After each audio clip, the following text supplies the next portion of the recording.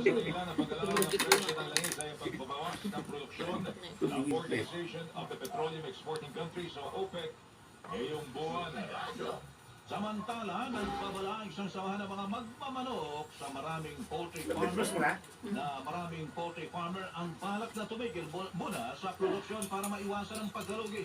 Ayon kay Attorney Jose Elias Insiong, Pangulo ng United Broiler Raisers Association o UPRA, ay umaaray na ang mga magmamanok dahil sa mababang farm gate price ng manok at itlog, ngunit nakapagtataka na mataas ang presyo nito pagdating sa mga palengke. Sa ngayon ay umaabot na lamang anya sa 75 piso ang farm gate price ng manok kada kilo.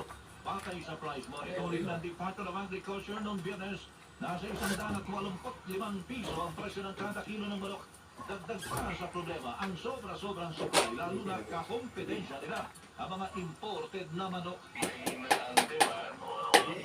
Yung production naman, nag-normalize na mula nung tag-init, napapababa niya talaga